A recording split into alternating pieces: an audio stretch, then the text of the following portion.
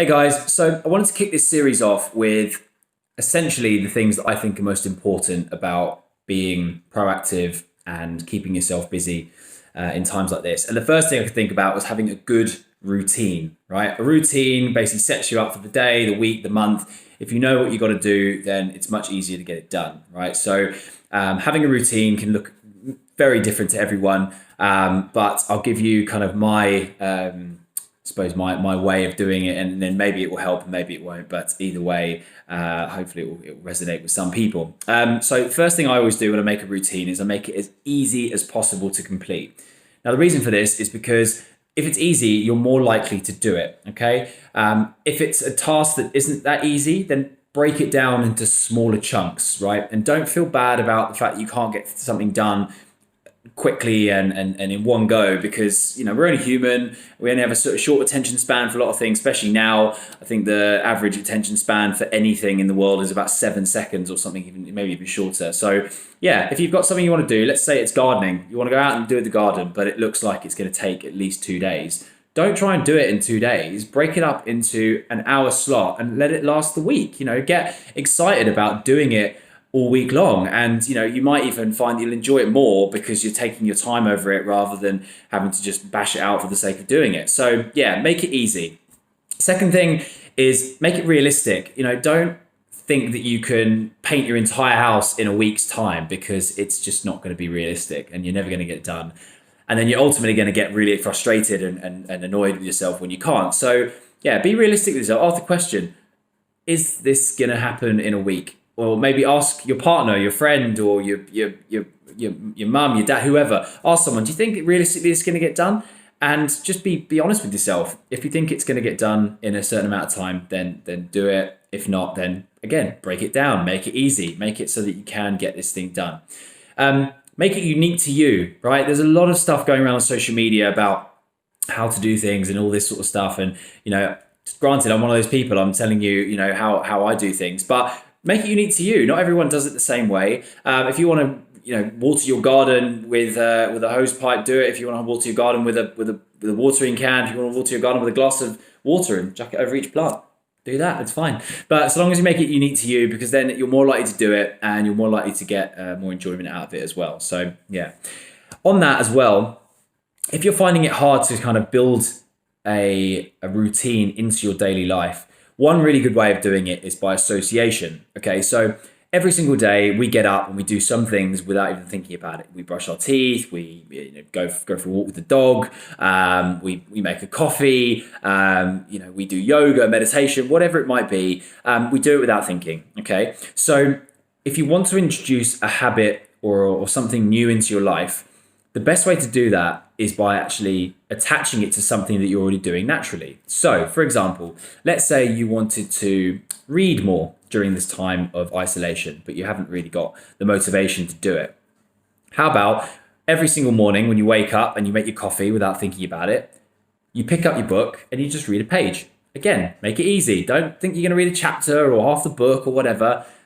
Just read a page. While the kettle's boiling even, or while the coffee's brewing, whatever it might be, just read one page, right? And then once you've done that one page, celebrate it. Give yourself a high five or pat on the back, or I don't know, shout yes from the top of your lungs.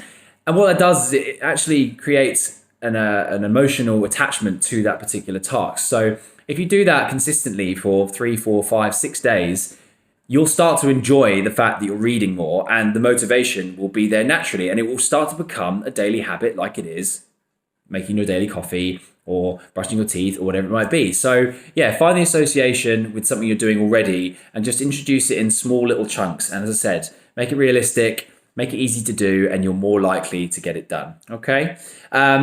Also, blocking off time and giving yourself that time to enjoy as well as also work. So let's, for example, say, go back to the garden. You've been doing the garden for an hour and a half, 2 hours. You're starting to get a bit over it.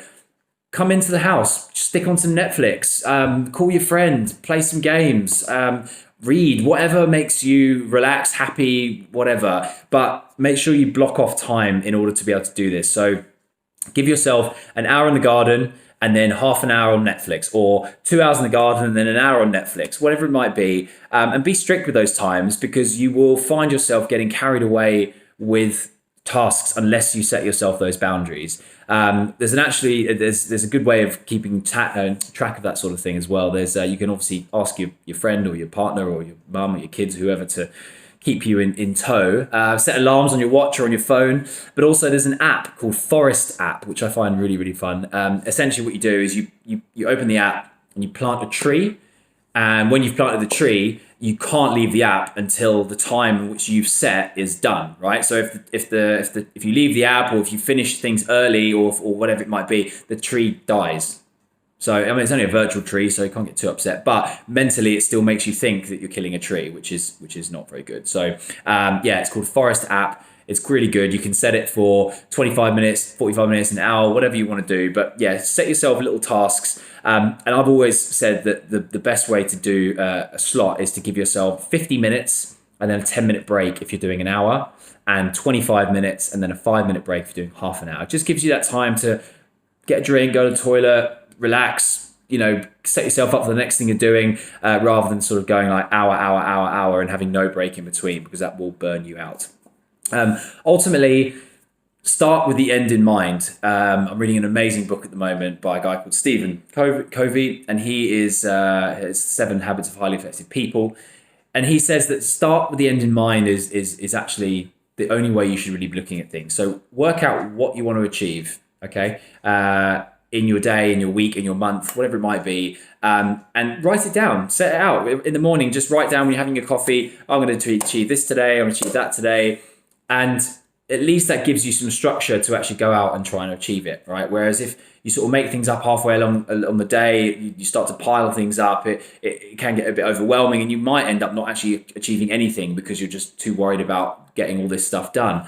Whereas if you have a list of things to do, you can go, right, well, I've got 8 things to do. Each of one is going to take an hour. So roughly it's going to take me 9 hours, because you're going to factor in a few breaks and everything in between.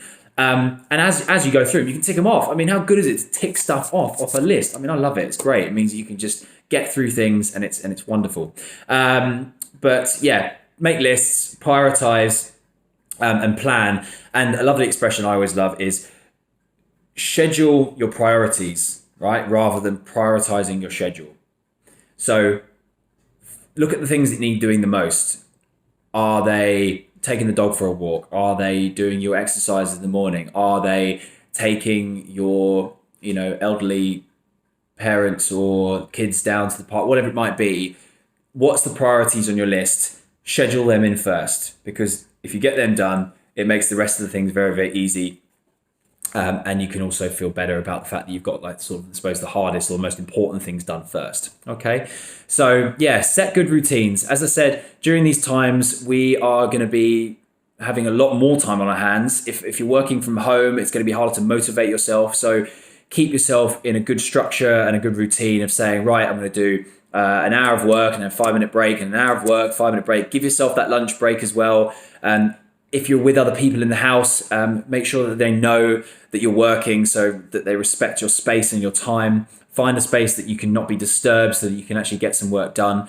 If you're like me, self-employed, unfortunately work is almost at this amount, 0, which is a bit sad. But I've got to look at the positives through this. So I'm going to be keeping myself busy by reading. I've been learning Spanish for the last 1.5 years, so I'm going to be upping my Spanish game.